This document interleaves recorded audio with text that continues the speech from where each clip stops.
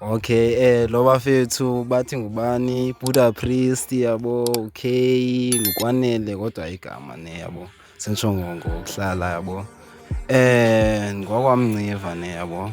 Andithandi ukuzibiza abamnciva what and stuff yabo, but Mnciva ifani yabo. Abanintsi bandazi ngo-K yabo, nguKwanele and stuff yabo.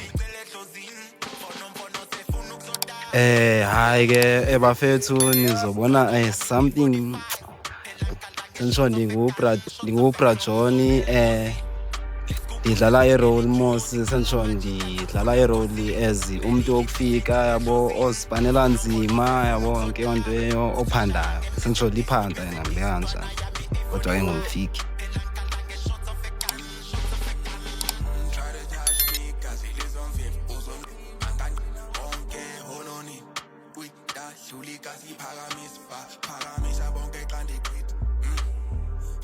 Eyi fana kithi uwenzile yamphakamisela senditsho lisosha umjita mfethu oziphantelayo yabo, senditsho big dreamer yabo.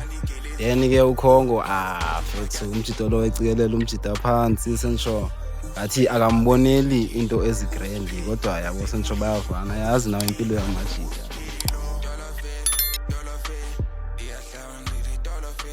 Fethu story senditsho singibetha phakathi yabo, senditsho nowadays izinto esizibonayo neba isijimbo yabo, senditsho sikhona umuntu obonayo uba yabo siyavana mos ya, and undibhekele into ezigrand kodwa mostly into eyenzekayo amajita akafisela into egrand. Umzekelo bona umntu senditsho unento egrand, ubani ushaya into egrand, suka nam ke ndingabi nayo yabo, senditsho into kanjalo. Kodwa konana istory sindibetha phakathi cause mandibheka yabo mfethu siveza into eyenzekayo nowadays yabo, senditsho amajita ngokuthathana kancane yabo, nokubhekelelana phansi and stuff.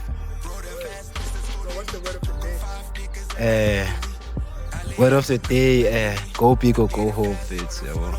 It's either you in or you out yabo, otherwise anamaningi.